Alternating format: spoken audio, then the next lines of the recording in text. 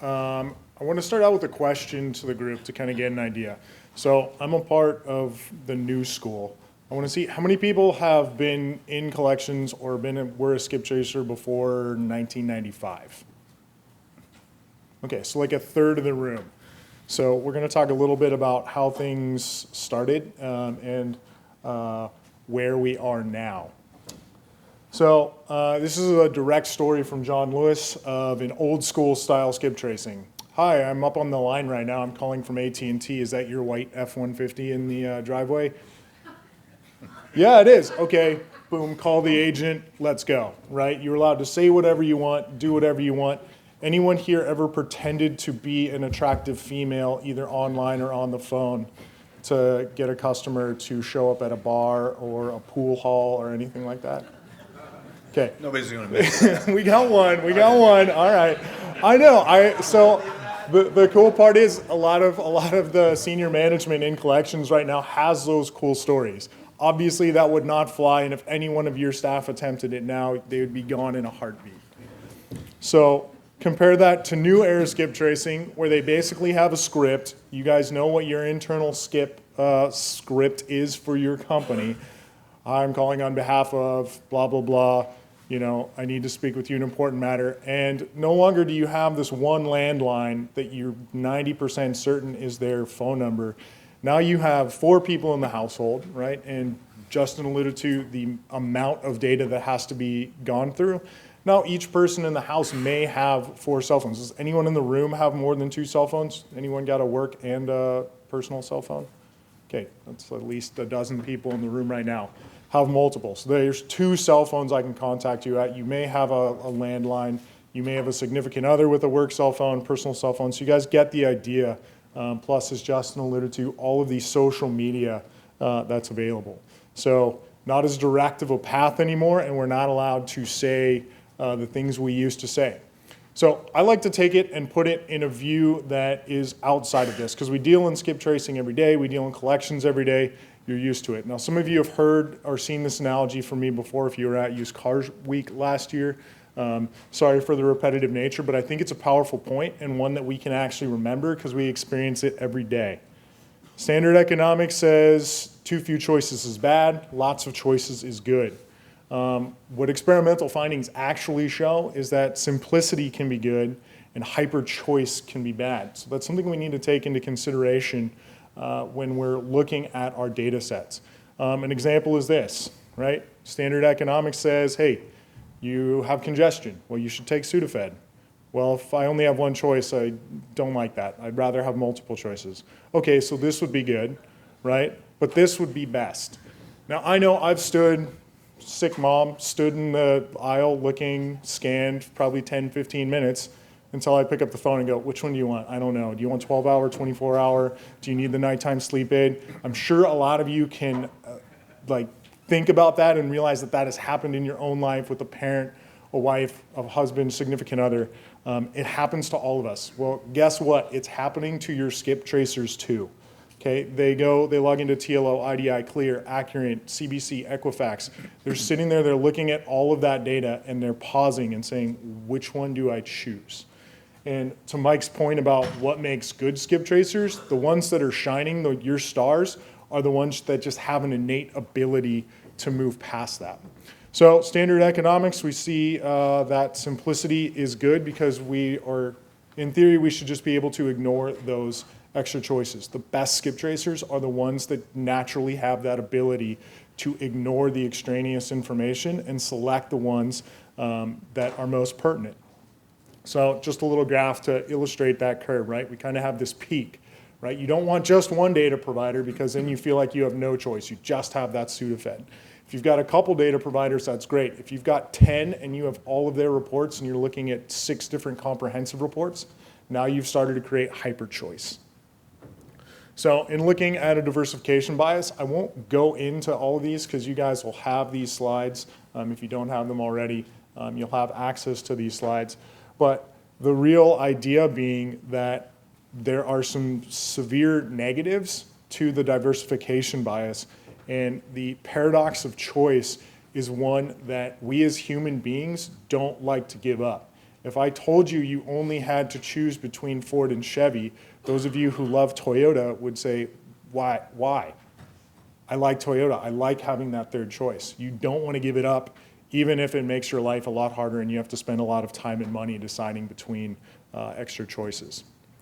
So what does that mean for the collections environment? That really means that we need tools now with so much data to sort through and drag ourselves through. We need to utilize tools, be that a software, be that analytics, to really control the decision-making environment. So what is AI? Court mentioned that AI often gets misused. A lot of people don't know what AI is. And honestly, it's a buzzword right now, right? It's like, oh, we got AI. Well, what is AI? It's basically a bunch of if-then Excel functions, to put it quite simply. It's a logic engine, right? So if this, then that. And if you talk to your developers, how many of you guys have direct access to development? So if you have direct access to development, you're talking to your developers and they're talking about AI. My guess is no one in this room, because no one in this room is Google or IBM or Microsoft. So no one in this room has access to a neural network, right? Correct me if I'm wrong, guys. If you do, then you're close to actual AI, a program that starts programming another program based off of ideas that you're set forth. So what we're talking about with AI is something that highlights the good and hides the bad, right? Helping that decision-making paradigm, or that helps you analyze the different inputs. So in a new era of skip tracing, what might this do to our previous example? Well, an AI would say, look at things that your top skip tracers are already doing. It's saying, hey, we've got this highlighted number here. Well, it's shared. So it's shared amongst multiple people. So there could be 4 different people that pick up this phone number and help us get in contact with our customer. Okay, we've got this old work cell phone. You know what, let's just hide it. That's not even the area code of the given address. It's not probably where this person works anymore. Let's get rid of it. And we have this new number for our, the customers. In this case, let's just say the cosigner is the wife. We have this new cell phone number, okay? It's in the new area code where they live now. So that kind of wraps up my ideas on the paradox of choice and why the decision-making paradigm has to shift when it comes to our skip tracers to allow them more time to work accounts. And I'll come back to the top 5, which Mike asked me to do, qualities of skip tracers at the end of this. But I also wanted to touch on the compliance side. When I started with masterQueue 3 years ago, the biggest thing companies were coming to us for was efficiency gains. How do we get more efficient? How do I help save those 3 to 4 minutes each time I touch an account? By doing the integrating of data providers. Now I have companies saying, okay, it's great that we're trying to save time, but I've got compliance on my neck and I have to have stuff to deal with these rules. So I'm going to quickly go through. I know you guys each have, on the lien holder side, each have your own compliance teams, and they decide how far down you have to disseminate those rules all the way to the guys in the field. So within the compliance, we've got the CFPB. This is just bringing everyone up to speed on kind of where we're at if you're not super in touch with it. The rule of 7, which is the first change to the CFPB basically since inception, really looks at making it simple across the board. And essentially it says you can't call a person more than 7 days on a rolling, or more than 7 times in 7 days on a rolling 7-day period. Calls placed to the wrong number don't count, and you must wait 7 days after having a telephone conversation with your customer to attempt to collect with them again. So that's Brian, just to clarify. So these are the proposed CFPB yeah. So this rules, is proposed, right? Not adopted yet, but this is the proposed rule. So those of you who have skip traced and who know how many accounts you might be working, already have in the back of your head how difficult rules like this can be to do with a pen and pad, saying like, all right, the last time I called them was Thursday, but that was only the 5th call. The amount of time that gets wasted on that far exceeds really anything that we would have seen in the past if they're being asked to do that. The other side being you just get slapped with a multi-million-dollar fine if you ever get audited. The other one that's a big concern in the industry right now is the CCPA. Anyone not familiar with the CCPA? Okay. So the CCPA basically is California law stating that if your company makes over $25 million a year, then I have the right to ask you what data you have on me, where you got it, and if you don't have a business purpose for keeping it, I have the right to ask you to delete it. So that means all those notes hiding in between all of those agent updates in your system of record are now something that needs to be queried in order to allow a California consumer to request what data you have on them. Even if you didn't use the data, if you still have it in your system, you have to identify that. And if you haven't used it, right, let's just say Justin and I work together and you run a report on him and you get POE data back that includes me. Well, you don't have a business purpose for keeping my data if you didn't call me to inquire where Justin's at.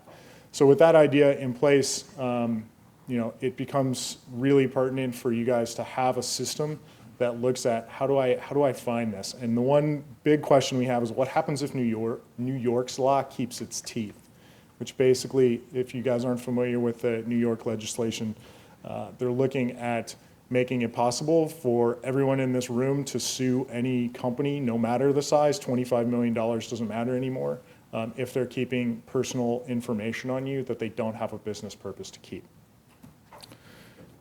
So some of the industry thoughts on that we're seeing around the federal allowances include how do I manage the process downstream? So if you're lien holders, you're responsible. If you send it to me as a forwarder, well, you already called the number 7 times and now I call it, technically I'm breaking compliance. So how to deal with that, how to deal with third-party numbers, and like allowing yourself to actually contact people because you can't lie on the phone anymore, so you actually got to get a hold of people and ask them where your customers are. We see 2 flavors. You got the small team, knows all the rules, and you see the larger teams where you're like, hey, these people actually know how to do it, so I'm going to put them in charge of calling Massachusetts and Oregon. I won't go through all of these laws, but you can see that these are some of the state laws.